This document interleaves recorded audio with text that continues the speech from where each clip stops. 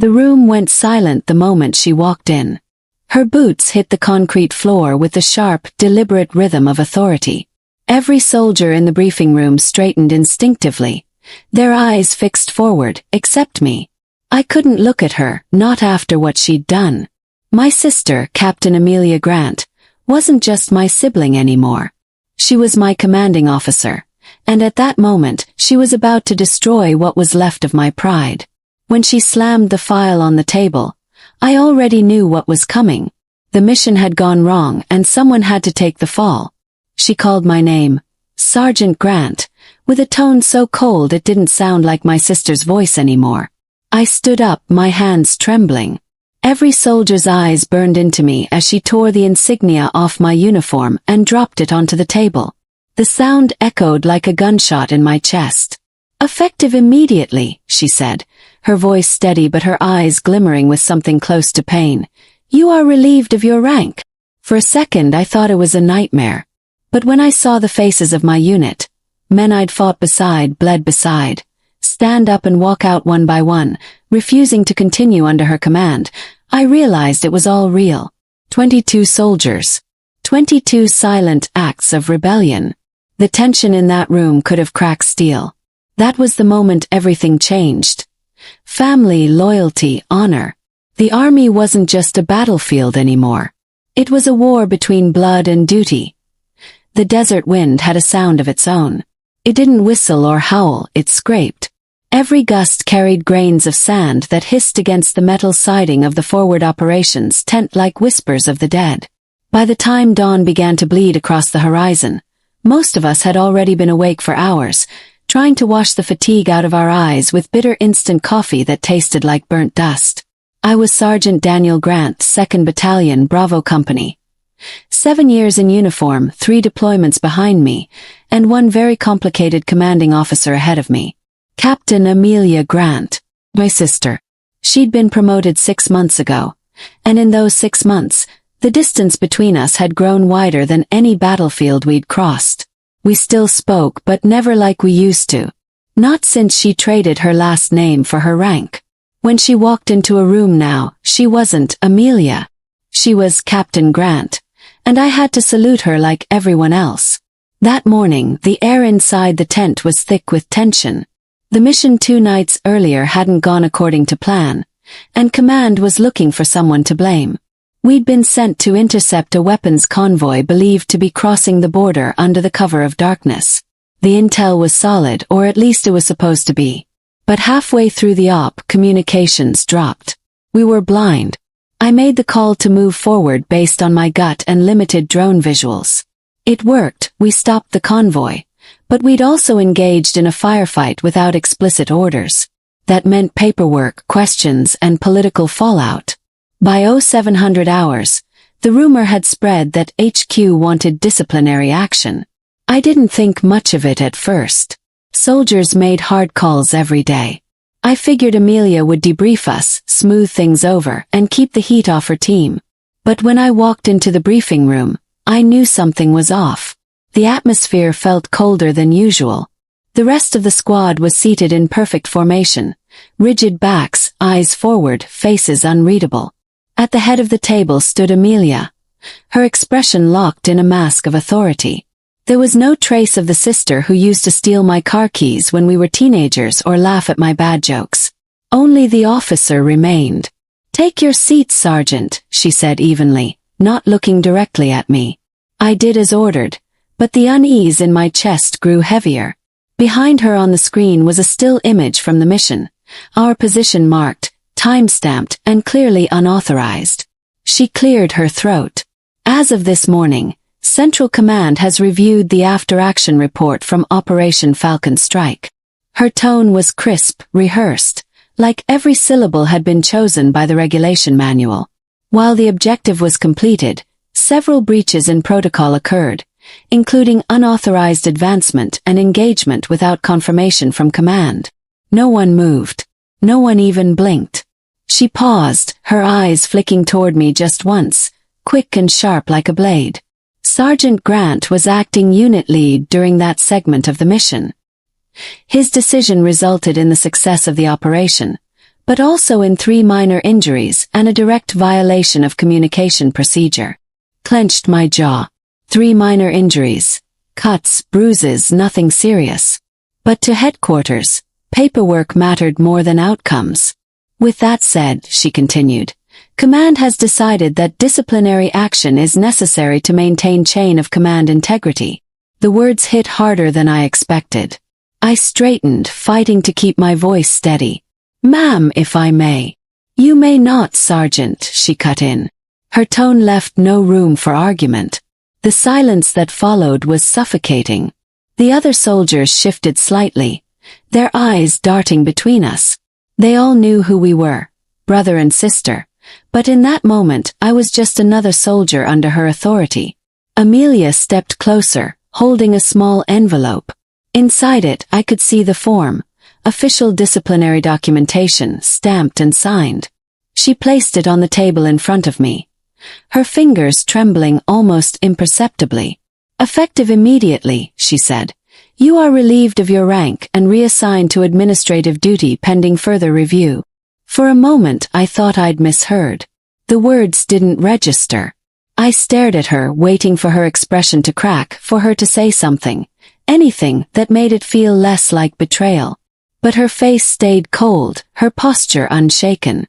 Ma'am, I finally said quietly, this isn't necessary. You know I made the right call out there.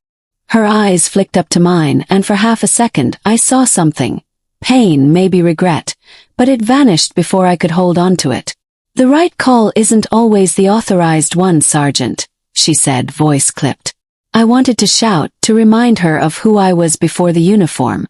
I wanted to tell her that I saved lives that night, that the mission's success wasn't blind luck. It was instinct, experience, leadership. But discipline runs deeper than pride in the military. You don't shout at your commanding officer, even when she's your sister. Instead I stood. My chair scraped against the concrete. The sound echoed through the room. I looked at her one last time before pulling the insignia from my chest and placing it beside the envelope. My rank, everything I'd earned through years of dirt, sweat and blood, lay there like a broken piece of metal. No one spoke.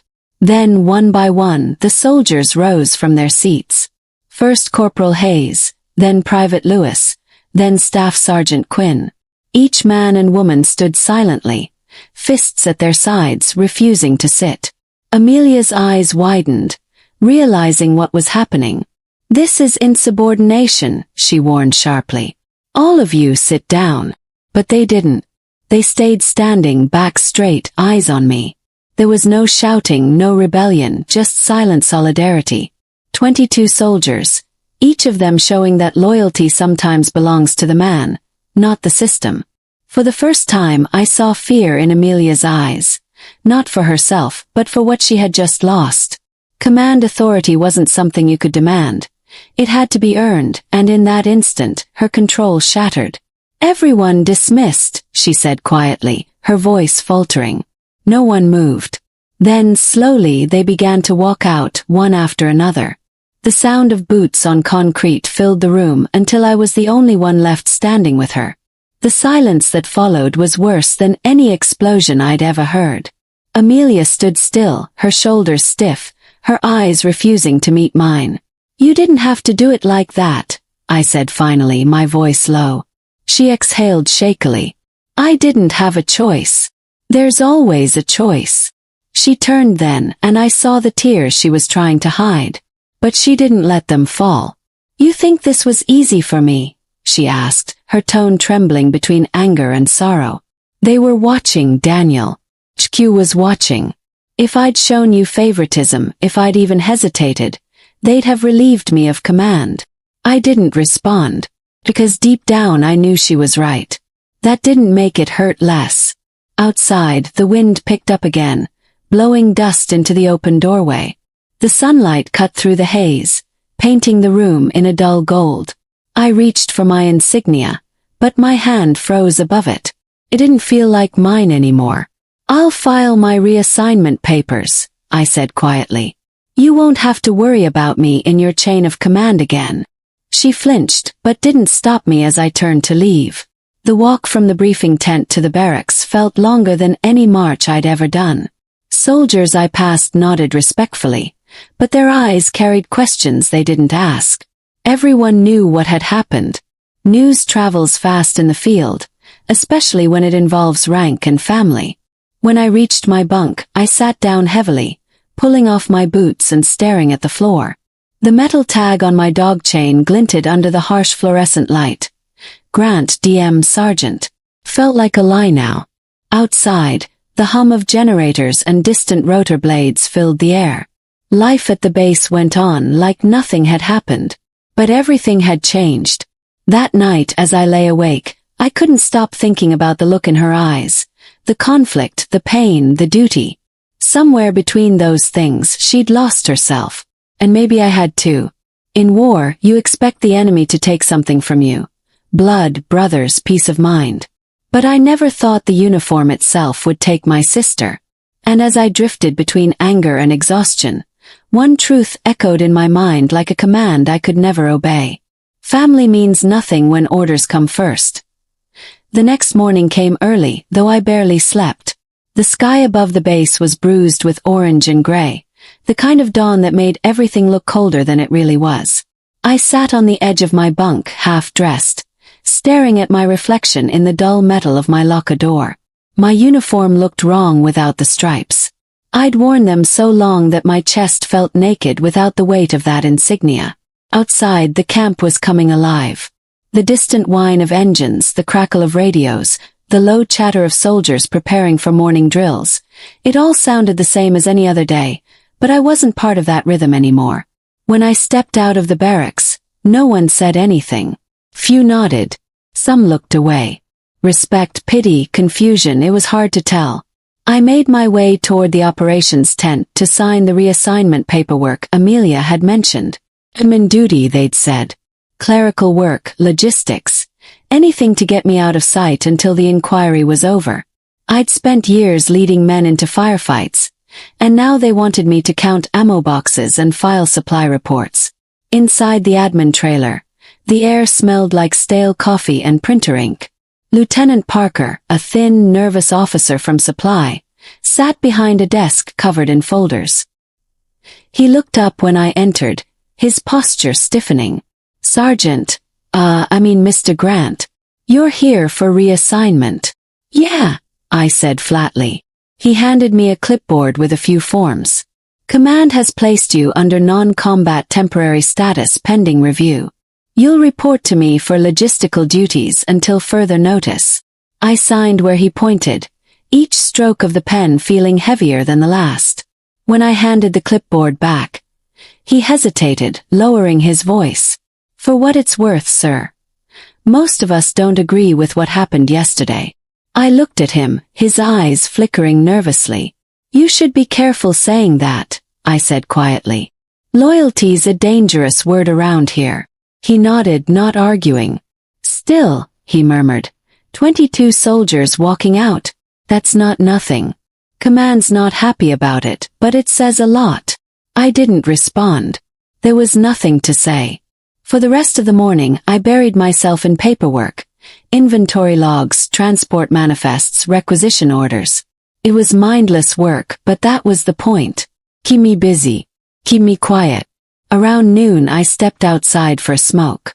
The heat had already settled over the base, pressing down on everything. The air shimmered above the sand. Across the compound I saw her. Amelia. She was walking with Major Roberts, the operations officer from headquarters. They stopped near one of the Humvees, talking quietly. I couldn't hear the words, but I could read her body language. Tight shoulders, forced professionalism. She was being questioned. For a moment, she turned her head and our eyes met across the distance. It wasn't long, maybe 2 seconds, but it felt longer. Then she looked away and climbed into the vehicle. The engine roared, and the Humvee drove off toward the command post. I took another drag from my cigarette, exhaling slowly. Whatever was happening, it wasn't over. By the next day, the base was buzzing with talk of a new investigation. The walkout had reached the ears of Central Command, and they weren't pleased. The phrase breakdown in discipline was being thrown around like a grenade. An inspection team was inbound. Late that afternoon, I was summoned to the command tent. 2 MPs stood outside as I entered. Inside, Amelia was waiting with Colonel Davis, the senior officer overseeing operations for the region. His reputation was sharp as a bayonet. By the book, humorless, the kind of man who could quote regulation numbers faster than his own children's birthdays. "Grant," he said, motioning for me to stand at ease. "We're here to clarify a few matters about the events of 48 hours ago." "Yes, sir." He looked down at the report in front of him. "According to Captain Grant's statement, your unauthorized advancement led to success of the mission objective, but resulted in disobedience of direct orders.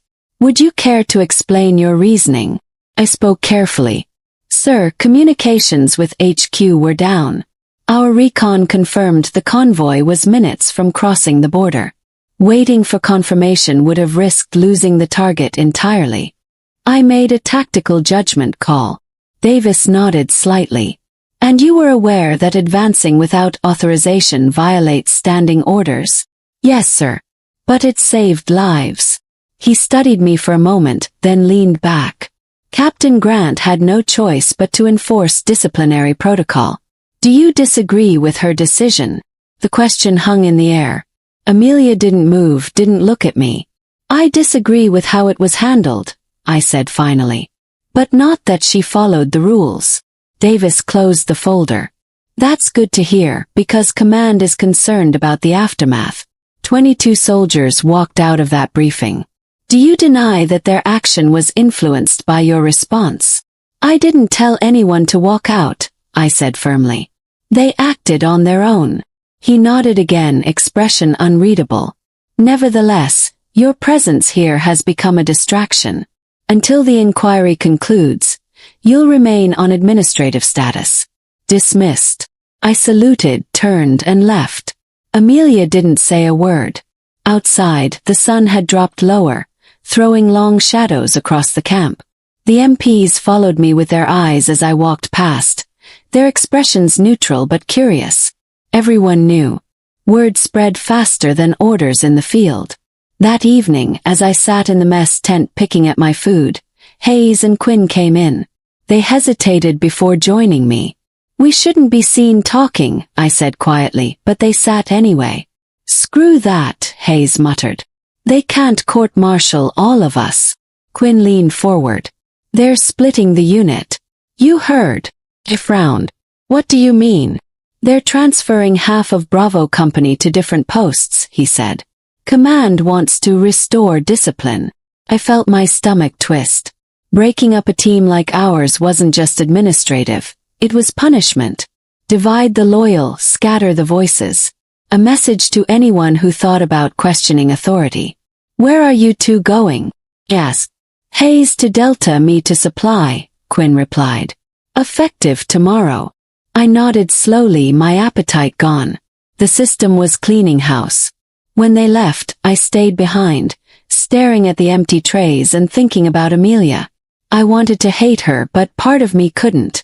I'd seen her eyes when she delivered that order. She hadn't wanted it any more than I did. But wanting didn't matter in uniform. Later that night I walked past the command tent. Through the canvas wall, I heard raised voices, hers and Davis's. "They're soldiers, not machines," she was saying. "You can't just reassign half a unit because they stood up for one of their own." Davis's response was sharp, low, full of authority.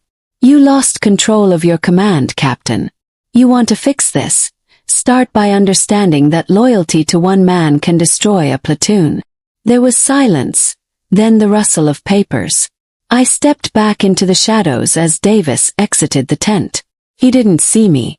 When I looked inside, Amelia was sitting alone at the table, head in her hands. For a long time I just stood there watching her. She looked smaller somehow, like the weight of the uniform was finally crushing her. I wanted to go in, to tell her I understood, to say I didn't blame her. But that's not how things worked in the army. She was the CO. I was the soldier who'd disobeyed. Lines drawn in sand don't erase easily. The next morning I found a note slipped under my door. Her handwriting was unmistakable. Meet me by the west perimeter after 2100. We need to talk. When night fell, I went. The base perimeter was quiet, the towers outlined by faint red light. She was waiting near a supply truck, her arms folded, face half lit by the glow of her flashlight. You shouldn't be out here, she said softly. Neither should you, I replied. For a while we just stood there saying nothing. The desert wind pushed against us, carrying the sound of generators and distant movement. Finally she spoke. They're breaking up the unit. I know. I tried to stop it. They won't listen. I looked at her. They never do. Not unless someone bleeds first. Her expression hardened, but her voice stayed quiet. You think I don't know what that means? I'm fighting them, Daniel. But you've made it impossible for me to protect you. Maybe I don't need protecting. Yes, you do, she said sharply. Then softer. You always did. We stood in silence again, two soldiers caught between duty and blood. Finally she stepped closer. There's something else. Command's planning to send an inspection officer from headquarters next week. They'll want statements. If you say anything that suggests mutiny, they'll court-martial you. Do you understand? I nodded slowly. And what will you say? Her jaw tightened. Whatever I have to. She turned to leave but stopped. For what it's worth, she said quietly, you did the right thing out there. You saved those men. Then she walked away, her silhouette disappearing into the dark. I watched her go until she was gone, the hum of the base swallowing her footsteps. For the first time since the briefing, I realized that we were both fighting the same enemy, and it wasn't each other. It was the system that demanded loyalty but punished honesty. And as the wind shifted across the dunes, I wondered how much more either of us would have to lose before this war within the walls finally ended. 3 days passed before I saw Amelia again. The base had settled into a quiet kind of tension, the kind that seeps into everything without being spoken about. Orders were shorter. Conversations stopped when officers walked by. Soldiers saluted with a stiffness that didn't come from respect but from fear of being noticed. The inspection team was due to arrive within 48 hours, and everyone was bracing for impact. I'd gotten used to the monotony of logistics work. It was slow, quiet, and safe. Everything combat wasn't. Every morning I checked supply manifests, logged ammunition counts, and signed off vehicle maintenance sheets. On paper it was discipline.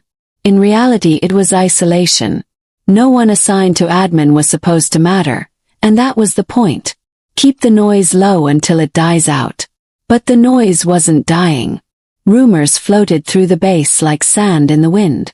Some said the inspection team was coming to strip Amelia of her command. Others claimed they were going to make an example out of me. Either way, the tension was a live wire waiting to snap. That evening, I walked past the motor pool on my way to the barracks and found Corporal Hayes crouched near a Humvee, checking the undercarriage with a flashlight. When he saw me, he grinned faintly. Didn't expect to see you here, Sarge. I'm not a sergeant anymore, I reminded him. He shrugged. You will be again. I leaned against the side of the vehicle. You got transferred to Delta, right? Yeah. For now. He looked around before lowering his voice. Listen, word is command's moving you out too. They're planning to send you to Logistics HQ in Al-Nazariya. That's 200 miles from here. Exactly. They want you gone before the inspection. Too many people are talking. I felt a familiar burn in my chest. Anger, frustration, the same helplessness I'd felt during the briefing. They think removing me will fix this. Hayes gave a dry laugh. Command doesn't fix things. They bury them. Before I could reply, the sound of boots on gravel made us both turn. Amelia was walking toward us, her expression unreadable, two officers trailing behind her. She stopped a few feet away, clipboard in hand. Corporal Hayes, you're supposed to be in the comms tent. Yes, ma'am, Hayes said quickly, saluting before hurrying off. When he was gone, the air between us thickened. She looked at me briefly, then glanced down at her clipboard as if she hadn't come here for me at all. But she had. I could see it in the way her grip tightened on the edge of the paper. "You shouldn't be talking to the enlisted," she said quietly. "I was just walking back to the barracks." Her jaw flexed. "You're under reassignment. You shouldn't be anywhere near unit operations." "Is that an order or advice?" he asked. "Both." We stood there in the dim light of the motor pool lamps, the sound of engines idling in the background. I could see the fatigue in her eyes, the sleepless nights, the weight of command pressing on her like armor she couldn't take off. Finally I said, "I heard they're sending me to Al-Nazariya." She hesitated before answering. "That's not official." "But true." She didn't reply, which was answer enough. "I didn't ask for this reassignment, Amelia," I said. "You know that. You also know I didn't do anything wrong out there." Her voice dropped, almost a whisper. "That's not what this is about anymore. They don't care if you were right or wrong. They care that the men walked out. They see you as the spark. So they'll douse it by getting rid of me." She exhaled slowly. "It's the only way to contain it." I studied her face, trying to find the sister I knew behind the officer's mask. "Do you really believe that?" Her eyes met mine, and for a moment the mask cracked.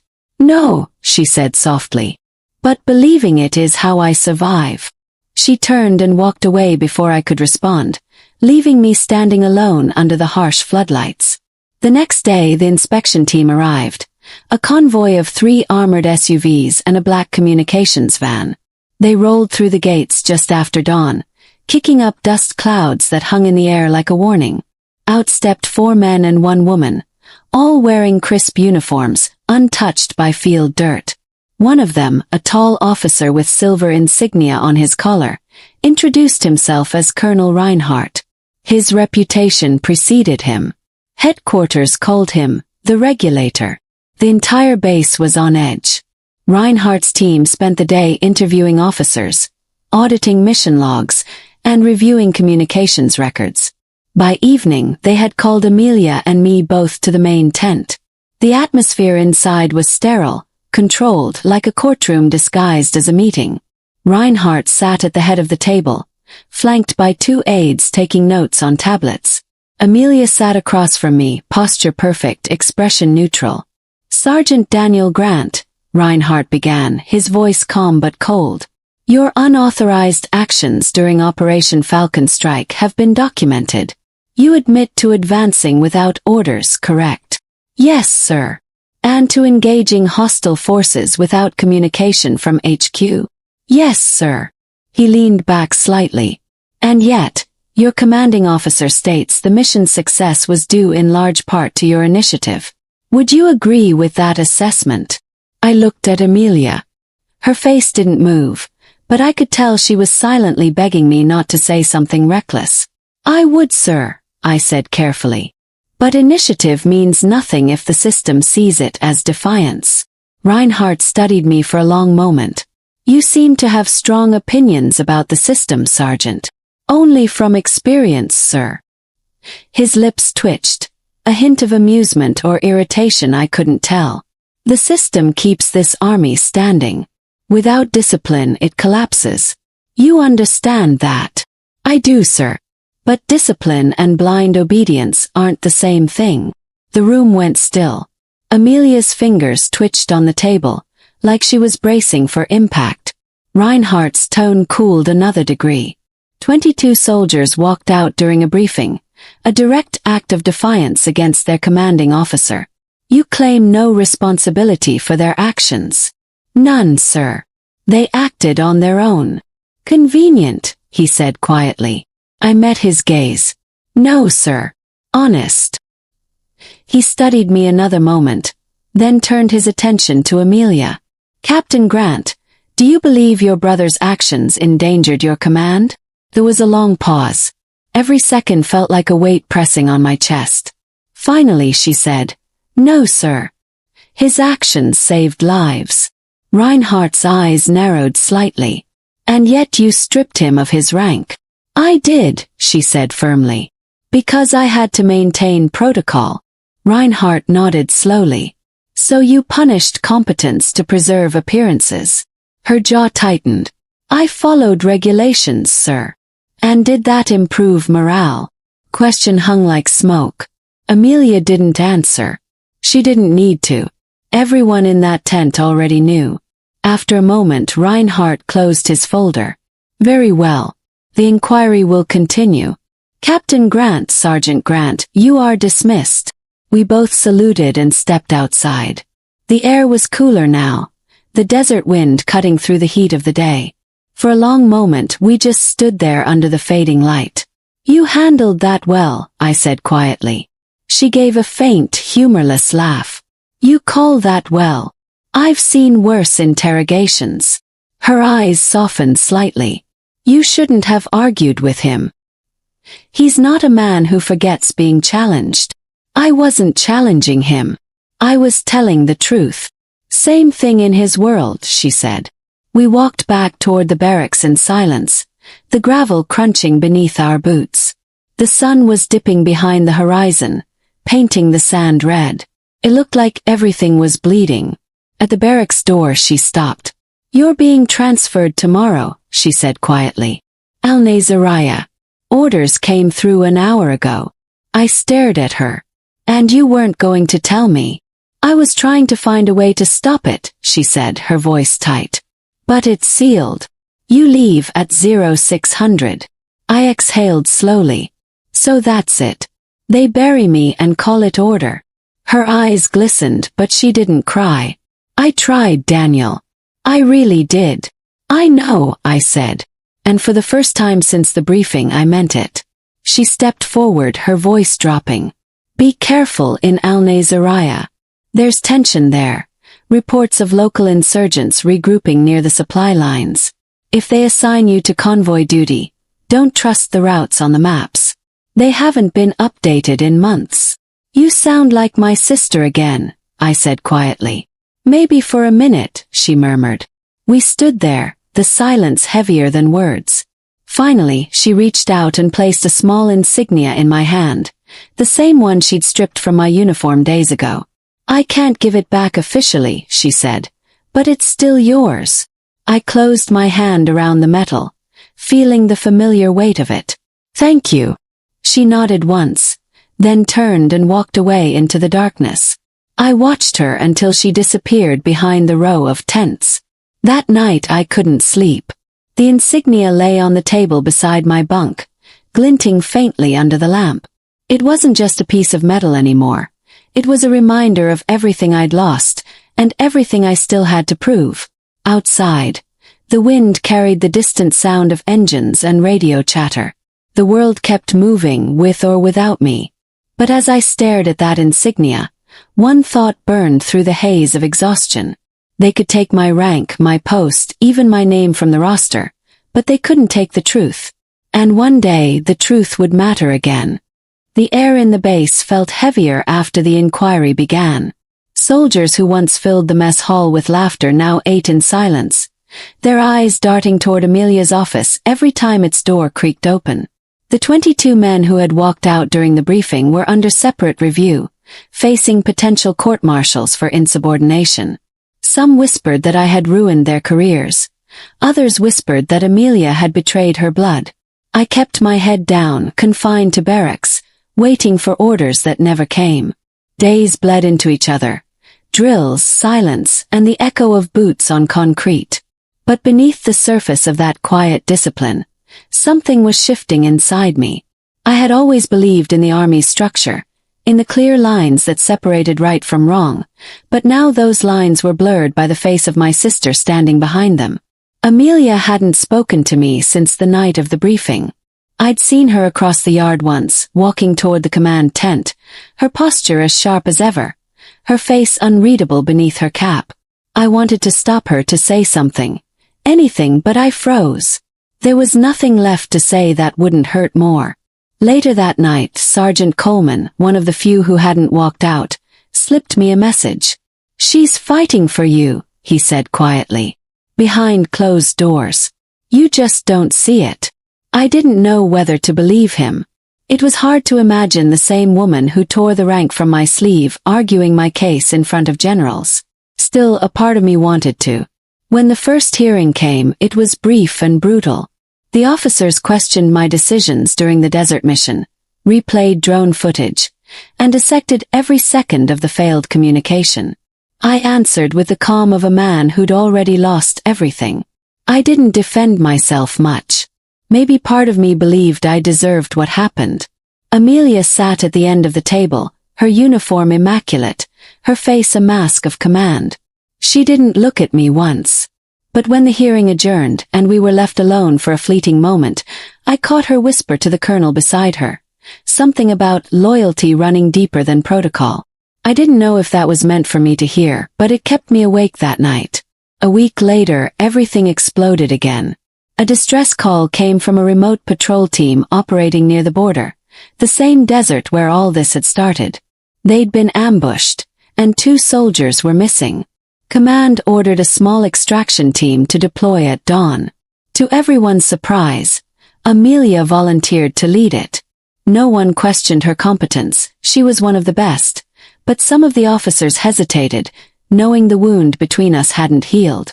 Still, she insisted, "This is my responsibility." She didn't say why, but I knew. The missing soldiers were part of our old unit, men who had walked out for me. When word reached me, I felt the same pull I'd felt the night of the first mission. I couldn't sit back and let her go alone, not after everything. She was still my sister and those were still my men out there. So I made my decision. I wasn't officially cleared to leave the base, but clearance didn't matter anymore. I'd broken rules once. I could do it again if it meant saving them and her. That night, under a moon dimmed by desert dust, I slipped past the perimeter. The guard on duty was one of the few who still respected me. He pretended not to see. I took a jeep and followed the route Amelia's team had taken hours earlier. The desert was silent except for the hum of the engine and the low whistle of wind over dunes. The deeper I drove, the clearer my purpose became. I wasn't trying to reclaim my honor or my rank. I was just trying to keep my sister alive. I caught up to their convoy near dawn. Smoke was rising ahead, and I knew instantly something had gone wrong. I abandoned the jeep and ran the rest of the way, rifle in hand. The sound of gunfire cut through the wind. Amelia's team had been ambushed just like before, pinned down between 2 ridgelines. Without thinking, I joined the fight. The soldiers barely registered who I was. They just saw another gun on their side. I crawled through sand and dust, laying suppressing fire while they regrouped. When I finally reached Amelia, she was crouched behind a burned-out truck, shouting orders through the chaos. Her face was streaked with dirt, her eyes fierce and focused. For a heartbeat, she looked at me in disbelief. "What the hell are you doing here?" she shouted. "Saving your stubborn ass," I yelled back. She almost smiled, but then another explosion tore through the ridge. We ducked. Shrapnel whizzed past, slicing through the silence that followed. It was chaos, bullets, sand, and heat merging into one blur. We moved in sync, years of training taking over, no rank, no authority, just survival. It took nearly an hour, but we managed to push back the attackers. When the shooting stopped, the desert went eerily quiet again. The missing soldiers were found tied inside a nearby tent, bruised but alive. Amelia's team regrouped, wounded but intact. For a long moment no one spoke. Then, slowly, the soldiers began to realize who I was. The silence was broken by one of them muttering, "Sergeant Grant." It wasn't judgment in his tone, just disbelief. Amelia looked at me, her chest rising and falling with exhaustion. For once, she didn't order me to stand down. She just nodded. Back at base, the rescue was hailed as a success. The report credited Amelia with quick thinking and leadership, but several officers noted that an unauthorized participant had aided the mission. By the time we were summoned before the colonel again, the entire base knew I had gone rogue to save my sister's unit. This time, when we stood side by side, neither of us hid behind formality. The colonel looked at us both sighed and said, "You two have a habit of creating chaos." Amelia spoke first. "Sir, if I may, he disobeyed orders, yes. But he saved 12 men today, including me. The colonel studied her for a long moment, then turned to me. "And you, why did you go?" I hesitated before answering. "Because rank doesn't mean a damn thing when family's on the line." The room was silent for a moment. Then the colonel leaned back and said, "Consider this mess closed. Both of you. But I expect no more surprises." We left the room without speaking. Outside, the air felt cleaner, lighter somehow. The tension that had hung between us for weeks seemed to fade, replaced by something quieter. Understanding, maybe even forgiveness. Amelia finally broke the silence. "You disobeyed direct orders," she said, trying to sound stern. Smirk. "Guess it runs in the family." She shook her head, but the faint smile on her face gave her away. For the first time since the day she stripped me of my rank, I saw my sister again. Not the commanding officer, not the symbol of authority, but the woman who used to cover for me when we were kids sneaking out past curfew. Later that night, as I sat outside the barracks watching the desert stars, Amelia joined me. She didn't say anything for a long time. Then, quietly, she said, "You think I wanted to humiliate you that day?" I looked at her. "I know you didn't. But you did what you had to." She sighed, her shoulders relaxing for the first time in weeks. "I thought I was protecting the mission. Turns out, I nearly destroyed everything else." We sat in silence for a while longer, the kind that doesn't need to be filled. Maybe we both understood something now, that the army could take our ranks, our pride, even our freedom, but not the bond that had always defined us. It had just taken a war, our own private one, to remind us of that truth. When I finally turned in that night, I caught a glimpse of my old uniform folded neatly on my bunk. The insignia that she had once torn off was back on the sleeve. No note, no words, just that small act of quiet redemption. Smiled. Maybe tomorrow I'd put it on again. But for now I just closed my eyes, grateful that my sister was still out there, breathing under the same desert sky. The dawn broke quietly over the base, painting the desert in gold and shadow. The chaos of the last few weeks had left its mark. Burned out trucks by the training yard, patched walls, and the kind of silence that only follows a storm. For the first time in months, I woke to calm. No shouting, no alarms, no orders barked over comms. Just the steady hum of the morning and the faint sound of flags snapping in the wind. My insignia, the one Amelia had torn from my sleeve weeks ago, now sat stitched back onto my uniform. The needlework wasn't perfect. I could tell it was done by hand, but that imperfection made it mean more. I'd left it there on purpose, a reminder of where we'd been, and what we'd lost to get here. When I stepped outside, the air felt cleaner, lighter. The men were returning to routine. Drills were running again, though not as sharp as before. Everyone was still carrying the weight of the inquiry, of the mutiny that almost tore us apart. Some nodded at me when I passed, others saluted. Hesitantly at first, then with the quiet respect of men who understood what had been sacrificed. It wasn't about authority anymore. It was about trust. Amelia was standing by the command tent, clipboard in hand, talking with the colonel. Even from a distance, her posture was unmistakable. Precise, firm, collected. She'd earned back her command, but I could see the fatigue in her eyes, the faint tremor in her left hand as she adjusted her cap. The job had taken something from her. When she noticed me, her expression softened just slightly.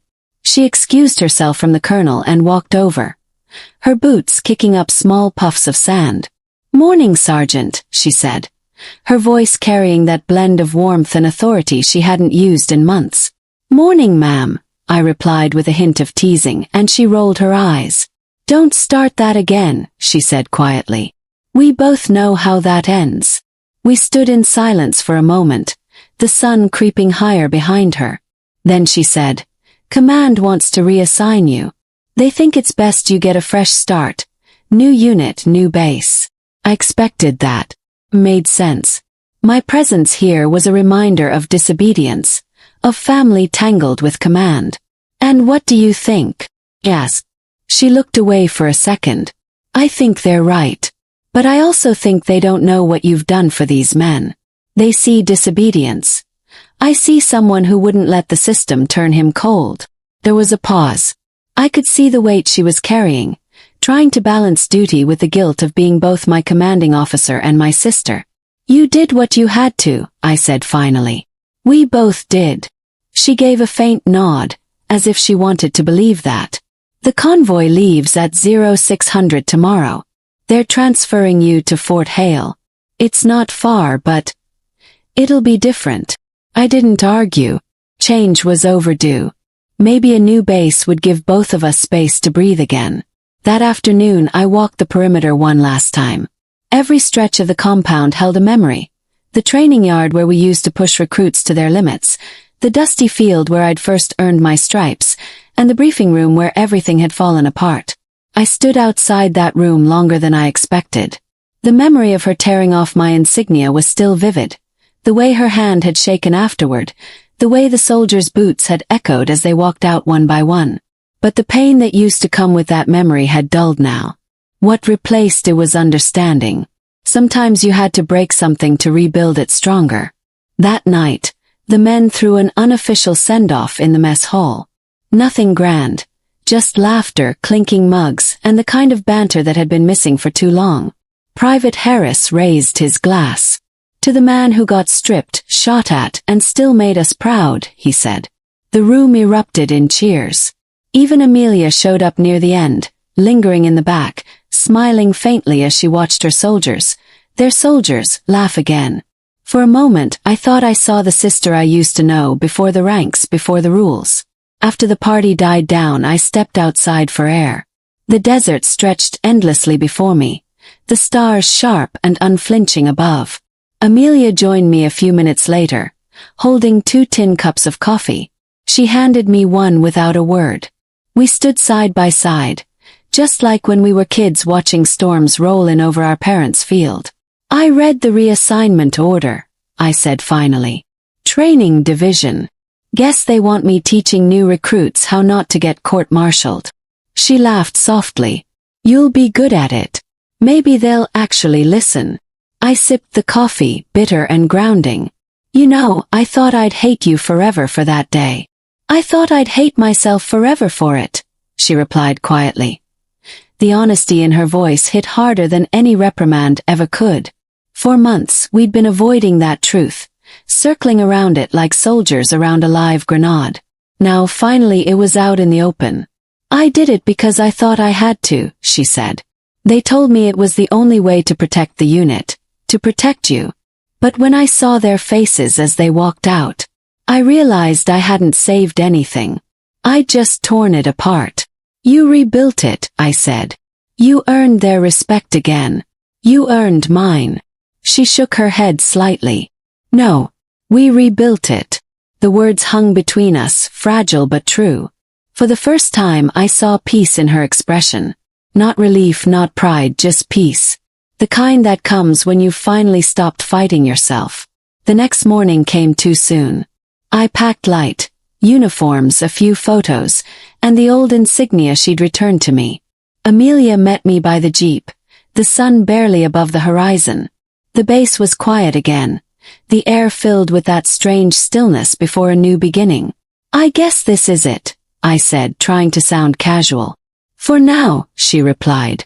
Fort Hale's not that far. Don't think you're getting rid of me that easily. We both smiled, but beneath the humor was something heavier. Gratitude, maybe even pride. She reached into her pocket and handed me a small envelope. Don't open it until you get there, she said. I took it, slipping it into my jacket. You still giving orders, huh? Always, she said, and for a heartbeat, I saw her fight back a grin. Then she saluted me, formal, sharp, perfect. I returned it, this time without hesitation. 2 soldiers, 2 siblings, finally standing on equal ground. The convoy rumbled to life, dust rising around the tires. As we pulled away, I looked back at the base shrinking into the horizon. The past few months had felt like years, filled with loss, anger, and betrayal, but somewhere in that storm we'd found something unbreakable.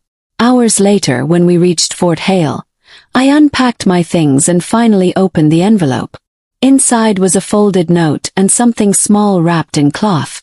The note was written in Amelia's neat handwriting. For the record, I never stopped being proud of you. The army might care about ranks and reports, but I care about the man behind them. Don't let them take that from you again. Beneath the note was my old insignia. Cleaned, polished, restored. The very one she had torn from my chest that day. I sat there for a long time staring at it. It wasn't just a symbol of rank anymore. It was a reminder that forgiveness wasn't something given.